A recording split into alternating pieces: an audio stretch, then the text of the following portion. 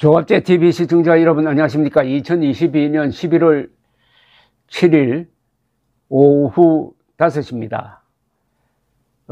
미국 시간으로 11월 8일에 중간선거가 있습니다. 하원이 다 바뀝니다. 하원은 2년마다 한 번씩 선거를 합니다. 상원은 임기가 6년이니까 2년마다 3분의 1씩 바꿉니다. 근데 지금은 하원은 공화당이 다수 의석을 차지할 것이다. 그리고 상원은 경합이다. 이렇게 전망이 되고 있습니다. 이건 뭐 새로운 게 아닙니다. 미국에서는 중간선거는 거의가 야당이 유리합니다. 그런데 이번에 특히 주의할 점이 하나 있습니다. 공화당에서 공천한 하원 의원 후보들 중에 다수가 부정선거 음모론을 믿는 사람들입니다. 즉 2020년 11월 대통령 선거에서 트럼프가 떨어진 것은 부정선거 때문이다. 투개표 과정에서 부정선거가 있었다라고 트럼프가 주장하니까 그걸 믿는 사람들이라는 이야기입니다. 정말 가공할 사태가 벌어지고 있습니다. 그 사람들이 다수 당선되어 가지고 미국 하원에 들어가면 미국 하원이 음모론자들의 놀이터가 될 가능성이 있습니다. 이 음모론은 그 폐해가 이만저만이 아닙니다. 최근에 뉴욕타임스 기사를 제가 소개를 해드렸습니다만은 미국 집집마다 사원박질입니다. 집집마다 트럼프 음모론을 믿는 사람과 안 믿는 사람들 위 한 가족인데도 불구하고 그것으로 갈등하고 싸우다가 보니까 이게 정신건강에도 문제가 되고 가정도 파탄이 나고 결혼에도 문제가 생기고 직장에서도 문제가 생기고 해가지고 이 음모론이 미국인들의 평온한 삶을 파괴하고 있다고 그럽니다. 과거에는 정치적 논쟁을 하더라도 그건 그냥 칵테일 파티장에서의 잡담 정도였는데 이제는 이게 정치적 지뢰밭이 되었다는 표현을 뉴욕타임스가 했습니다. 그리고 정치가 음모론을 받아들임으로써 독이 되었다. 근데 이 대부분이 미국 공화당의 잘못입니다. 공화당원들의 60%가 이런 황당무계한 부정선거 음모론에 넘어가고 있습니다. 그러니까 미국 국민들의 30%가 음모론에 속고 있다는 겁니다. 근데 이거는 비단 미국만 그런 게 아닙니다. 뭐 한국은 부정선거 음모론에서는 트럼프의 선배죠. 트럼프보다 2년 먼저 2020년 4.15 선거에서 국민의힘, 당시는 미래통합당이 거의 폭망하다시피 하니까 이게 사전투표에서 부정이 생긴 것이다 해가지고 음모론을 퍼뜨렸고 그 음모론의 그 논리 구조가 그대로 복사가 되어 가지고 트럼프에 의해서 2020년 11월 대선이 부정이었다 하는 주장을 하는 쪽으로 서로 연결이 되었습니다. 트럼프 캠프에 있던 사람이 2020년 11월 선거 있기 전에 한국에 와가지고 한국에서 부정선거 주장하는 사람들을 만나고 갔다는 이야기가 있습니다. 그 논리 구조가 비슷합니다. 뭐 표 계산하는데 해킹이 들어왔다든지 그 미국에서는 보팅 시스템이라고 그러는데 이 투표하고 나서 그것을 분류해 가지고 표로서 계산해내는 그 시스템에 오류가 있고 그걸 외부에서 조종한다. 특히 중국 음모론까지 나오고 뭐 등등 QR코드 이야기 나오고 뭐 등등 굉장히 비슷합니다. 그래서 음모론은 한국에서 트럼프 쪽으로 누가 수출한 거 아니냐 하는 생각이 들 정도입니다.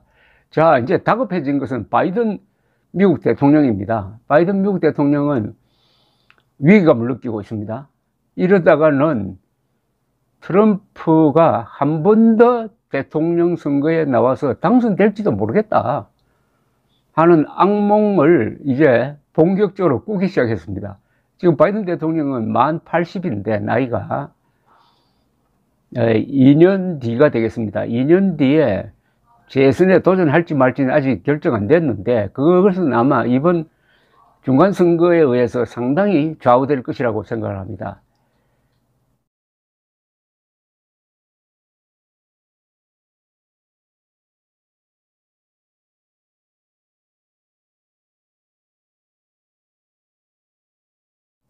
며칠 전에 대국민 성명서를 발표를 했습니다. 요지는 부정선거 음모론이 미국 민주주의의 근간을 흔들고 있다는 겁니다. 이 대국민 특별 성명에서 그는 이렇게 이야기를 했습니다. 공화당 일각에서 주장하는 부정선거 음모론이 미국의 민주주의를 위험에 빠뜨리고 있다. 공화당 일부가 정치적 폭력을 조장하고 유권자들을 협박하고 있으며 부정선거라는 거짓말을 퍼뜨리고 있다. 이런 가운데 진행되는 중간선거가 미국 민주주의에 대한 중요한 시험대가 될 것이라고 했습니다. 주지사, 의회, 주검찰총장, 주무장관 등에 출마한 후보들 중 이들이 출마한 선거의 결과를 받아들이지 않으려는 사람들이 있다. 이는 미국을 혼돈의 길로 가게 할 것이다. 전례가 없는 일이고 불법적인 일이며 반미국적이라고 했습니다. 그는 전임 도널드 트럼프 대통령의 이름을 직접적으로 언급하지는 않았지만 사실상 그 행동을 규탄하는 내용이었습니다. 낸시 펠로시 하원 의장의 집에 침입해가지고 그의 남편 폴 펠로시, 이 사람 80대입니다. 폴 펠로시에게 망치로 막 때려가지고 수술까지 받도록 한 그 사람에 대해서도 이 공화당을 중심으로 해가지고 막 모함을 하고 있습니다. 입에 담을 수 없는 거짓말을 막 하고 있습니다. 미국 대통령 트럼프가 음모론의 중심지에 서 있습니다. 그러니까 최소한의 윤리도 지금 정치권에서 확인할 수 없다는 겁니다. 이게 한국과 똑같습니다. 바이든은 2020년 선거가 도둑맞았다는 엄청난 거짓말, 빅라이라고 했습니다. 거짓말을 반복한 대통령에게 선동되어 광란의 도가니에 빠진 격분한 폭도들이 있었다는 표현도 했고요.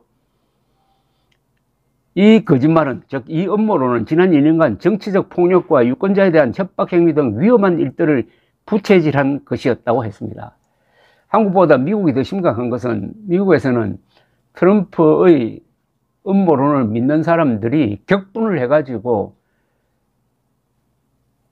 마음에 들지 않는 사람들을 협박하고 공격하고 드디어 이번에는 펠로시 하원 의장의 남편을 집 안으로 쳐들어가 가지고 죽이려고 한 사건으로까지 확대됐다, 이런 이야기죠.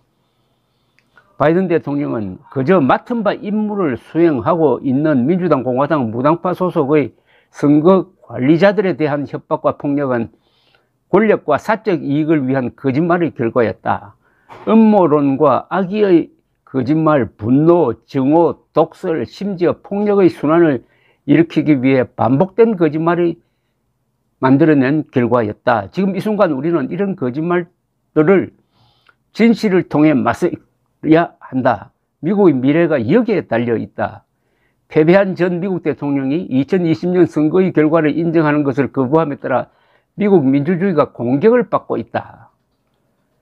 그는 국민들의 바람을 인정하려 하지 않고 있고 그가 패배했다는 사실을 받아들이려 하지 않는다.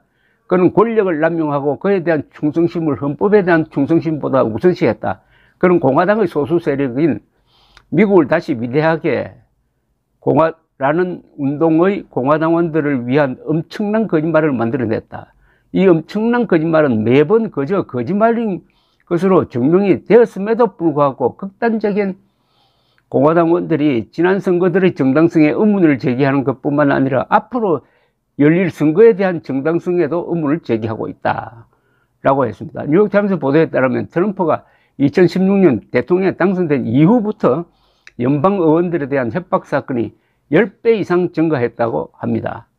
미 의회 경찰에 따르면 지난해에만 이런 협박 사례가 9,625건 발생했다는 겁니다.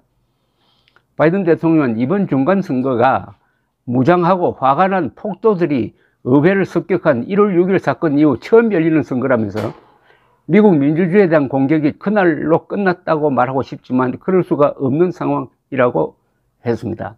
이 뉴욕타임스 통계에 따르면 370명 이상의 공화당 후보들이 2020년 선거 결과에 대한 의문을 제기하고 있다고 합니다. 이 신문은 트럼프 전 대통령이 이런 주장을 일종의 리트머스 시험지로 사용하여 그가 특정 후보를 지지할지 말지를 이를 토대로 결정하고 있다고 했습니다. 그러니까 트럼프가 영향을 발휘해가지고 어느 후보를 밀지를 결정을 할 때 자신이 주장하는 부정선거 음모론에 동조하는 사람을 지원한다 이겁니다. 이거 완전히 이제 마피아가 된 거 아닙니까? 이 음모론이라는 것은 기본적으로 광신입니다. 광신. 이 광신은 사교인데 이 사교와 광신의 특징이 하나 있습니다. 머리 좋다고 광신도가 안 되는 게 아닙니다. 돈이 많다고 해서 사교에 넘어가지 않는 게 아닙니다. 여기에는 학력도 그리고 IQ도 돈도 별 관계가 없습니다. 그건 마음입니다. 마음, 상식, 평상심, 분별력 이런 게 있느냐 없느냐인데 뭐 한국도 그렇고 미국도 그렇고 배운 사람일수록 이런 음모론에 또 잘 넘어가는 경향이 있어요. 특히 명문학교 나온 사람이 음모론에 더 잘 넘어가는 거 아니냐 하는 걸 저는 한국에서 가끔 그런 의문을 가질 때가 있습니다. 바이든 대통령은 300명 이상의 선거 부정론자들이 후보로 출마한 것으로 보인다면서 이런 상황이 미국에 끼칠 영향을 무시할 수 없다. 이는 해를 끼치는 일이고 파괴적인 일이라고 했습니다. 요컨대 민주주의가 음모론으로부터 도전받고 있다. 과거에는 무자비한 물리력을 행사하는 독재자가 있었다면 요새 새로 생긴 독재자는 바로 이런 음모론자들이다. 음모론자들은 뭐 몽둥이를 가지고 있는 건 아니지만 한 손에 이 핸드폰을 갖고 있으면서 이걸로 해가지고 계속 음모론을 확산시켜 가지고 종국에 가면은 음모론을 펴는 사람도 비참하게 되겠지만은 이 공동체를 파괴를 하고 특히 자기 이웃, 자기 가족을 괴롭힌다 하는 게 이게 새로운 정치 현상이 되고 있습니다. 미국과 한국에서 부정선거 음모론이 본격적으로 태동해가지고 이게 족보를 따지면은 2020년 4월 부정선거 음모론이 한국에서 먼저 나가지고 어떤 경로를 통해서 미국으로 가더니 미국에서는 한국보다 더 트럼프라는 자가 있으니까 트럼프에 의해서 확산이 되고 있다. 한국에서도 트럼프 비슷한 자리에 있는 사람이 있죠. 황교안 아닙니까? 황교안도 대통령 권한 대행을 한 사람입니다. 한국에서는 대통령 권한 대행한 사람, 미국에서는 대통령 한 사람이 부정선거 음모론에 앞장서니까 보통 사람들은 속지 않겠습니까? 그러나 속어서는 안 되죠. 그 속는 사람들 보면은 머리가 나빠서 속는 게 아닙니다. 마음이 나빠서 속습니다. 감사합니다.